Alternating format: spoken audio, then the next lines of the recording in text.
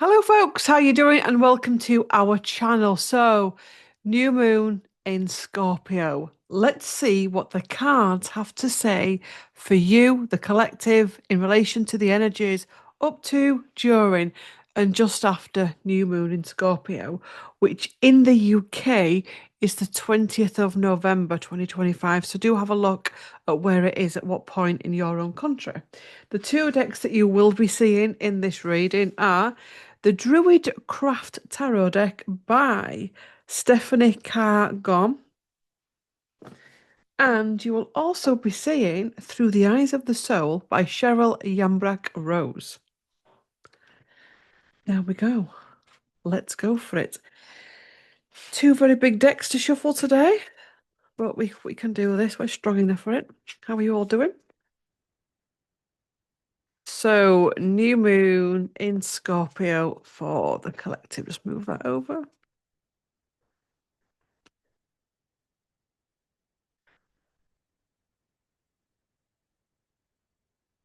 I'm hearing the words going without any expectations.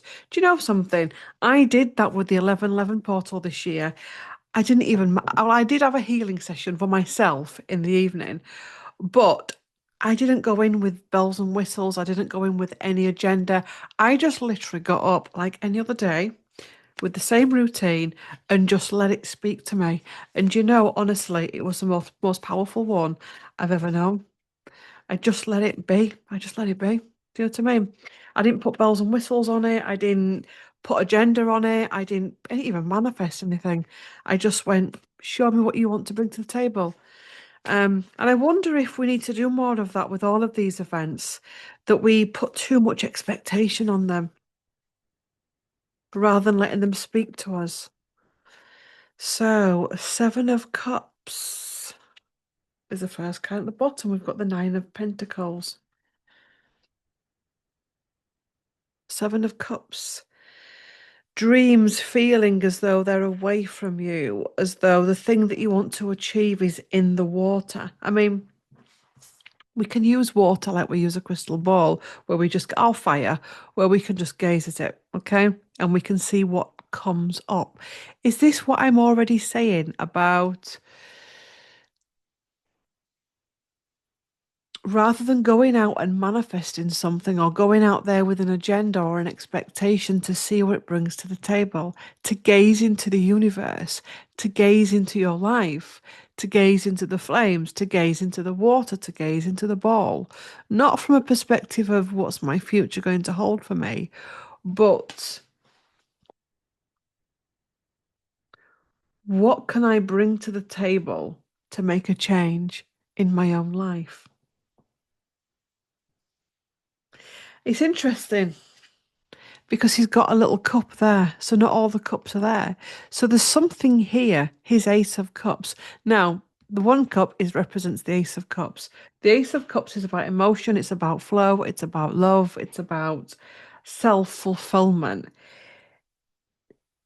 In order to achieve what you need to achieve or want to achieve around this full moon, not full moon, new moon, it's about self-fulfillment. There's no point going for something or expecting something if you're not fulfilled in here.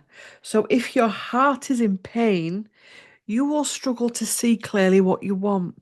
So this is about having done work on yourself to clear that so that you're clear in your agenda. And, it comes back to this beauty at the bottom, needing to purify, needing to go back to basics, needing to strip it all back. So there's an energy with this new moon of stripping it back. And then we get our Ace of Pentacles coming in. I think here as well is an energy of allowing, not allowing yourself to be treated wrong. Because, some you say that and some people think I've just got to allow it. I've just got to allow it. No, what I'm feeling is, and there was an astrologer that I was watching, and she was saying the astrology over the past 2 weeks is it's not hustle culture, it's allowing, it's knowing that what will come to you will be for your highest of good, if that makes sense. It's allowing something new to form. This isn't about sitting on the sofa, eating popcorn and watching Netflix. This is about you've done your work, which is your little ace of cups there. You've done your fulfillment work. You found out who you are. You know what you want emotionally. And then allowing it to manifest from that area of your life, from that part of your life. And your strength, finding strength. Let's keep pulling. The Prince of Swords, and then shit gets real. So as we start to transition out of the moon, we start getting our mojo back. And so 20th is in the UK, it's Thursday. So next week, the 29th, we come out of Mercury retrograde. Yippee. And bring a Mercury retrograde into this because I think, I mean, I'm not an astrologer, but I'm feeling with what I'm feeling intuitively and what I'm feeling in the cards is we've got to stop fighting against the astrology and accept that when we're in Mercury retrograde, things are going to be strange, things are going to be slow, things are going to be blocked, but that's coming up for our highest of good, it's coming up for our lessons. And then we can go forward. There's something here before you can go forward in your life or in your agenda, in your plans. Self first. Self recognition, self love, self empowerment. And with that, we get the Queen of Pentacles. Life experience, wisdom. And then we get the Queen of Swords. And look how she's like the old crone energy. I mean, these are powerful cards. This is a really, really powerful new moon. It starts off with stillness and whimsy and dreams and emotions coming up to the surface. And there could be an overwhelming with not this again. I'm sick of this. But this is about you then taking that and going forward and not drowning in it. Do you see that? He's looking into the water, but he's not falling in and drowning. He's allowing it to just flow. Yeah. It's like when we're doing crystal ball reading, it's just glance, just look like that. It's not, you're not looking at it like that. You're not all intense with it. You just look at it and give it time and give it patience. But self comes from you. I'm intrigued to keep pulling. Queen of Cups. We only need the Queen of Wands now to come. We've got all our queens coming in. Emotions, fulfillment. 6, 7, 8. It's Queen of Wands. I said we only need the Queen of Wands to come in, and we've got all the queens. We've got all the queens. Pentacles, Cups, Wands, Swords. Yeah, 1, 2, 3, yeah. All of that so there's a feminine upgrade here. Um, my self-worth. Who am I?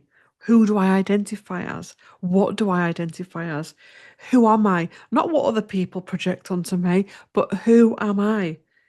How do I cut through the bullshit? What am I going to stand for with myself and others? Because often we can think the Queen of Swords is about cutting it with other people, but it's also about what am I going to put up with myself? How can I step into my heart? How can I balance my emotions? I mean, this is very witchy as well because we've got all four elements here. We've got the divine feminine with all four elements. And it's all different aspects of us.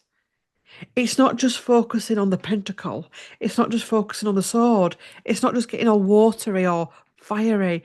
It's about bringing all of it through.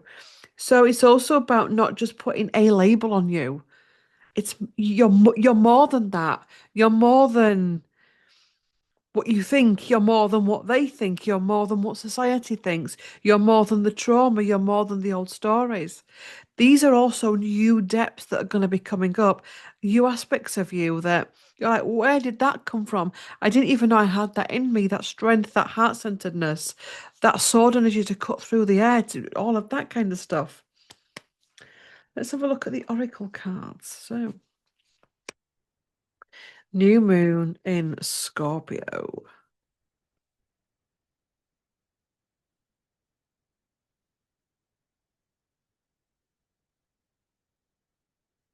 for the collective. New moon in Scorpio for the collective. Accept the opportunity that is offered. Let's just take a moment for this artwork. I think out of all the decks I've got, I think the artwork on here slaps. I once heard a booktuber saying that about a book he liked. He said this book slaps. Don't know what it means. I hope it's not crazy, but this deck slaps.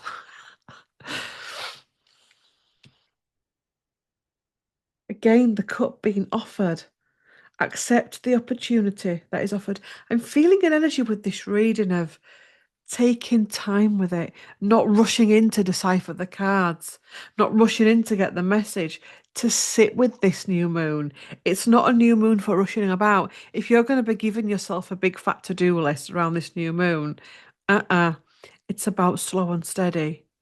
And I think as well, if you just take your time with it and just go into being more mindful. So even if you're going to do the cleaning, if you're just more mindful with it, oh, shh, that kind of energy, you're going to get it, you're going to get it, and you're going to understand it more. This isn't even about your the collective portal. Everybody always goes on about the collective. We all do it. This is you. Look what the collective's doing. This is about you. Yes. Retreat into nature and solitude. What was I saying? Retreat into nature and solitude. In the Northern Hemisphere, it's jumper season, sweater season. Yes, yes, yes.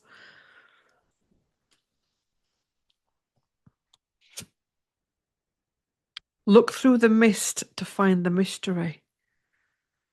Look through the mist to find the mystery. So the mist can be the chaos that's going on in your life, or the upset, the trauma, the pain, the difficulty, the stuff that Mercury retrograde is bringing up. There is mystery in this. This is another opportunity. It's another layer. I was speaking to the guides at the weekend, or just after the weekend, and I was asking about how it's continuous, is this journey. You think you've cracked it and then it comes up again. And it just keeps getting deeper and deeper. And they showed me like not like a needle or like an arrow piercing the skin, going through the layers.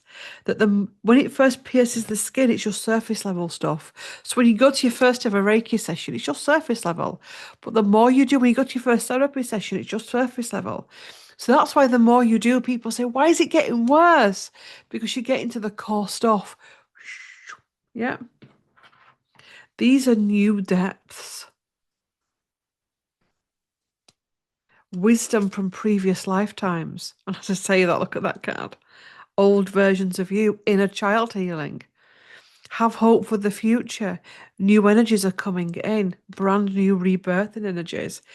You know, as we come out of this new moon, as we start to come out of Mercury retrograde, there will be people stepping forward with new business ideas, new work ideas, new relationship ideas, new life ideas, new ways of being, that will start percolating that and start putting that forward. Yes. Return from the underworld, engage life. Return from the underworld and engage life. So this is the work that you've been doing. This is the trauma that you've been going through, that you've been sorting through. In quite a few of my readings has been an energy of stepping out of isolation and into community. And not everybody's ready for that. But the thing is, there's never a good time to be ready for it. This is about stepping into more community-based activities and embracing that and enjoying that. Climb the spiral, it is spiral ladder. one step, that same message, one step at a time. A lot of people are burning out because they're going at it too hard. They're going at it too intense. They're putting too much expectation on it. Final card. Plant the seed of a new template. Plant the seed of a new template. So, wishes, dreams. I mean, you could be getting ideas in your dream state, in your meditation practice, in your daydreams. Um, I like the energy of this new moon. So, my guidance would be expect nothing. Um, let it speak to you. Let it speak to you. Let it come into your life in the way it's meant to. Um, don't rush those new ideas because it feels as though the new moon, the other astrology, and the Mercury retrograde, they're all work like the four queens we had working in harmony with each other, is bringing that in. So they're bringing that in and clearing it. So allow those queens to work, allow the Mercury retrograde, allow the new moon to do what it needs to do in your life with the energies. And then as we start to come out, so after 29th of November, then we get that Knight of Swords energy, doosh, and it's all systems go. Okay? Thanks for watching. Like, comment, share, subscribe, hype. And I will see you in the next one. Bye.